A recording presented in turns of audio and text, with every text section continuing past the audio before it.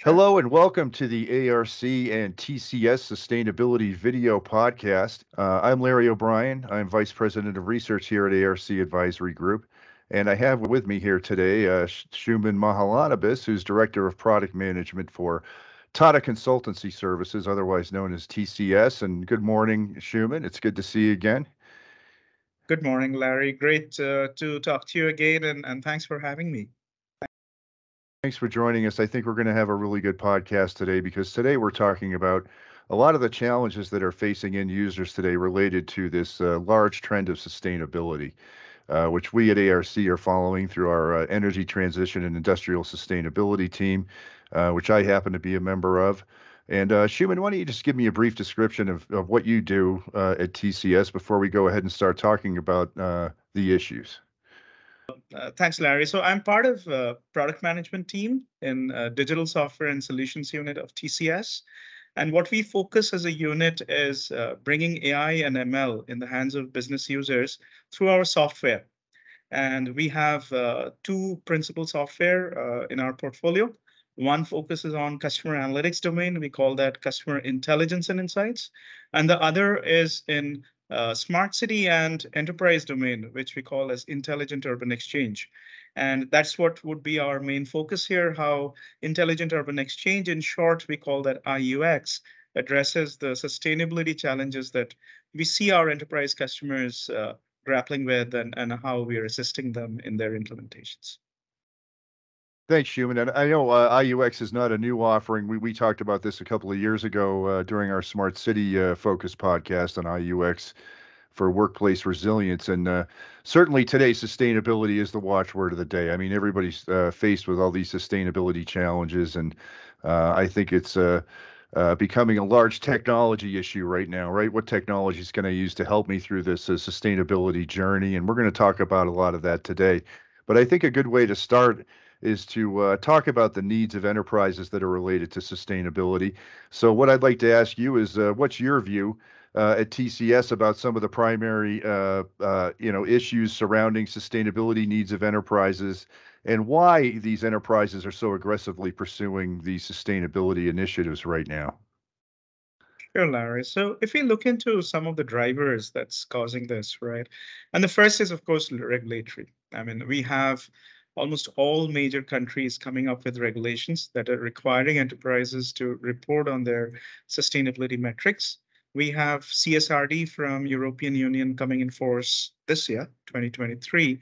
And we also have in US, ACC has already published their recommendations on reporting around climate risk and their impacts on financial metrics for organizations.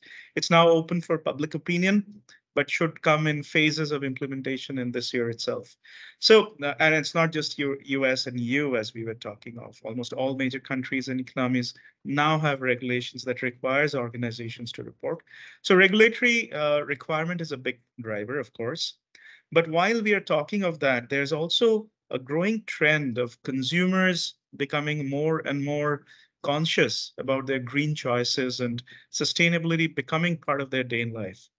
So before you continue, Shuman, I'd like to just pull up a slide that's going to illustrate some of these points that you're talking about here right now. So I'll just pull that up right now, and hopefully we can see this okay. Talk about some of these primary issues surrounding sustainability. Sure. So we just talked about the regulatory uh, ask and the requirements that enterprises are going through. But just on coupled with that is the growing consumer demand towards sustainability and green choices in their day in life. And that is a big trend, especially with the millennials and the new generations coming in. And it also dovetails into some of the corporate strategic decisioning and some of the key branding and positioning aspects that enterprises are looking into while blending into the sustainability demand from consumers. And that is where we are looking at enterprises adopting sustainability in a big way as part of their strategic priority, and also enrich their products and services towards more sustainable choices. So that's the third driver up there. And linked to that is, of course, investor demand. ESG funding, ESG investments have been on the up move for the last few years, and it's slated to be almost $50 trillion by 2025. So there's, of course, a big capital and an investment driver there as well.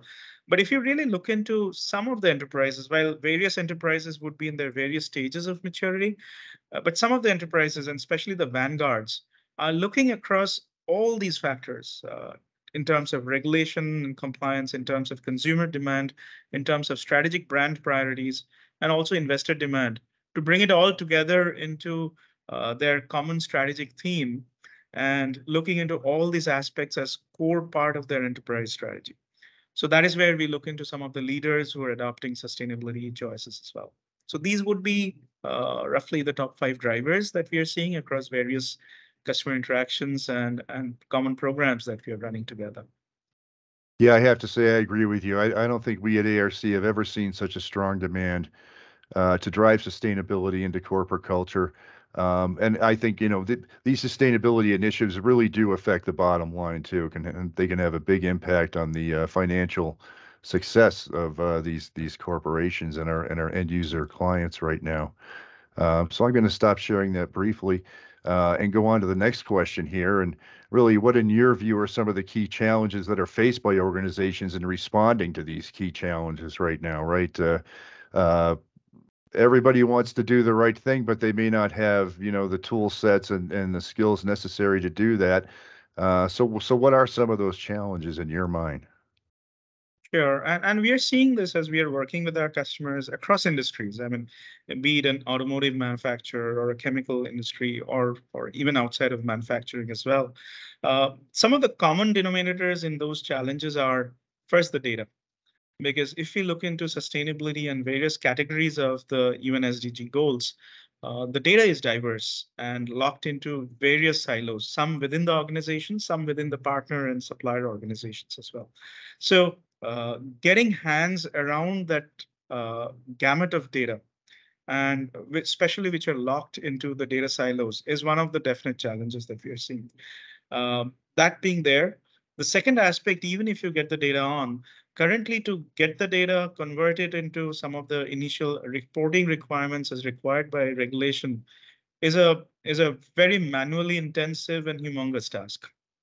And that is causing a lot of challenges for enterprises in terms of getting to the assurance of those reports, getting the data right for those reports, and ensuring that those reports are available as per the reporting frequencies that are needed. So that is causing a lot of additional effort and manual intense involvement towards that. So that's the second challenge. The third is around even if you do that, at the end of the day, it needs to come together towards a sustainability decisioning because most organizations are signing up towards their net zero goals. Now, just reporting on those sustainability is not going to be enough.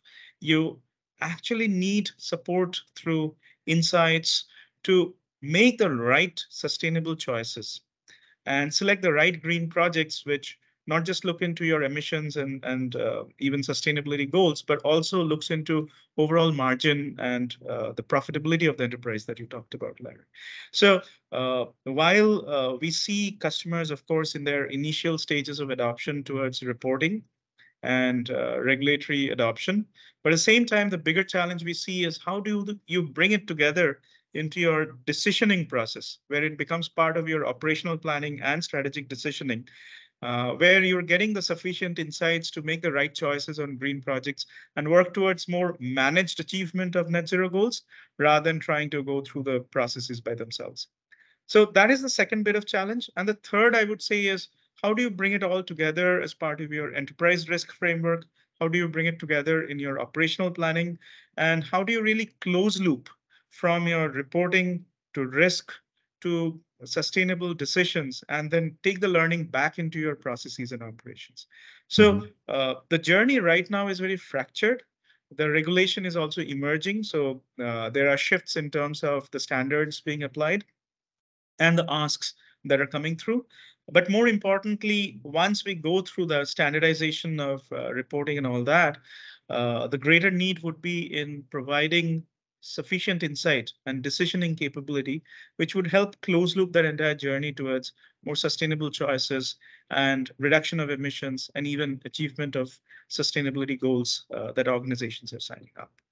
So these would be the broad challenges, I would say. Again, just to summarize, data in silos, the manual intensive work that is currently there in preparing for those reports, that goes coupled with the assurance and auditability that needs to be there. Third is the decisioning capability that is needed to select right green choices. And the fourth would be in terms of close looping that all that process into a simple, manageable endeavor in terms of linking net zero goals to the data to the decisions that goes through.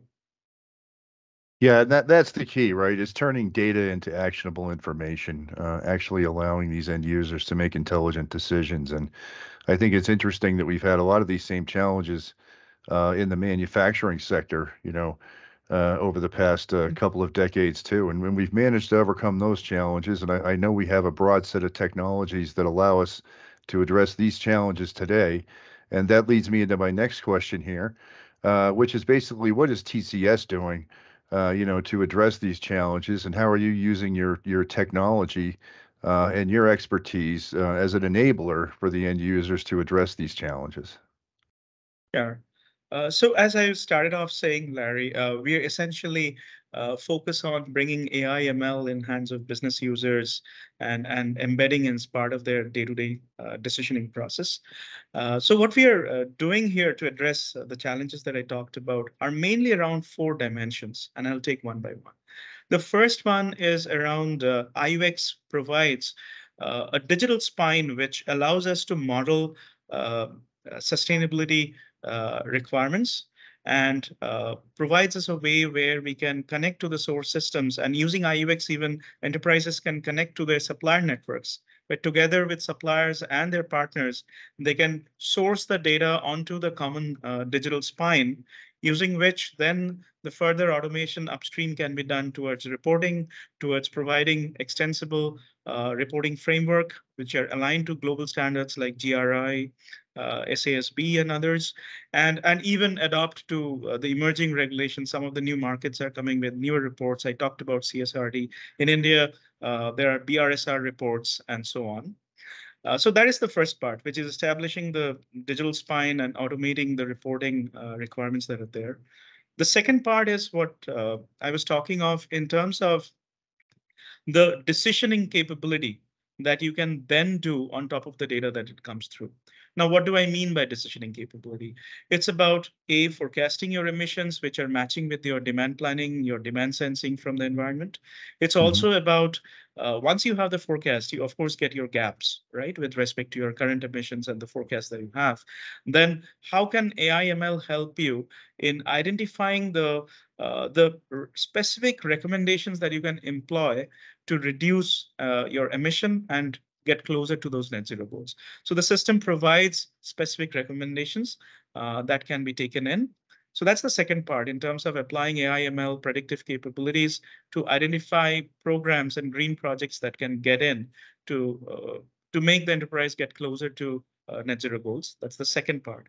The third is the risk framework in terms of not just on the sustainability goals, but also how do we really integrate enterprise risk framework, both from a physical risk, transition risk that are arising out of climate, as well as the reputation risk, which is where the market is perceiving based on your actions, your announcements, and not just the enterprise's actions, but also the industry as a whole, how it is perceived in the market from a sustainability angle.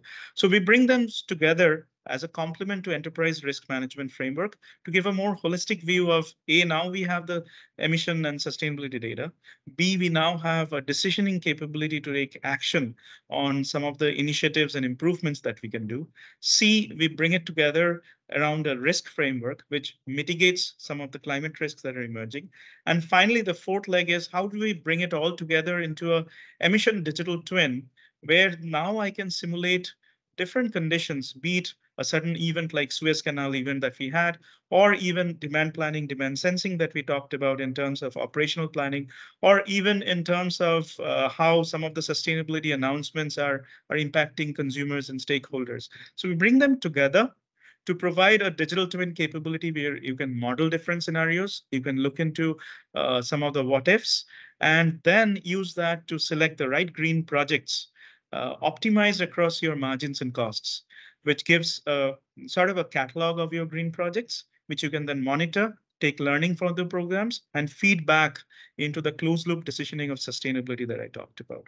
So we at IUX, we are looking into closing the loop for the sustainability programs for enterprises, starting with getting the data on the digital spine, automating the reporting and regulatory compliance. Third is bringing it with the in the risk framework as a complement to enterprise risk management. And fourth is how do we really bring it together as a digital twin framework to allow us to simulate different scenarios, select the right green projects, applying advanced optimization techniques, and then finally take learning from the projects back into the sustainability planning. So this is how we are trying to make the journey simple with our customers. And so far, with the programs that we have been running, we are seeing great results there. Yeah, that's good. We follow digital twin a lot here at ARC, and I like this concept of digital twin for sustainability. Um, Especially incorporating this with your AI and ML capabilities. I think what you're saying is that this allows the end users to prioritize where they want to spend their money most intelligently, right? Absolutely. Yeah, I think a lot of companies struggle with where do we start first and what should we do? And providing this predictive capability and the ability to do these what if analyses is really going to be a crucial capability. So it's good to see that we're applying this digital concept to the world of sustainability. Um, I noticed you had also mentioned some stuff previously about scope one, two, and three emissions. And we had talked about this before we got together for this. Scope three emissions are really the biggest challenge, I think, for a lot of end users today because those are the supply chain emissions, right? It's not the emissions that are coming from your own company, but are coming from your partner companies. And I think you had mentioned that there are some things you can do to make this scope three emissions challenge a little bit easier. Yeah, absolutely. That's a great question, Larry, because that is the biggest problem. And although scope three emission profile varies by industries, there are some industries like services organizations where scope three is the biggest contributor, whereas for manufacturing, it's lesser than the service industry. But that's always a challenge for all. And the challenge lies, like you exactly said, the data being dispersed with the supplier organization. So the way we are working with our customers is we provide through IUX a common digital platform where suppliers can submit their emission data. And that can be embedded and merged with the enterprise emission calculation.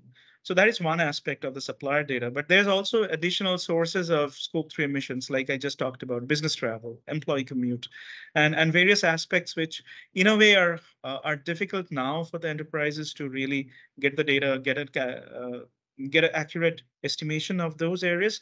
That's where we are working as well. In fact, in one of the case, we are working in getting the view of business travel across long haul and short haul, and providing an insight when an employee is booking travel. There are a lot of airlines now publish in terms of the carbon score of the travel. So helping the employees making the right travel choices, where you can always select an airline based on their carbon footprint, and therefore start building a culture even within employees in terms of making the right choices.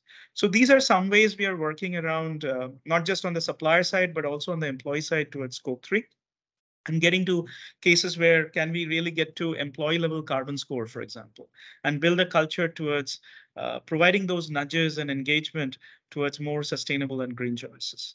So Right. that's the way we are addressing scope 3, not just from the supplier side but also from the employee and other sources of scope 3 emissions.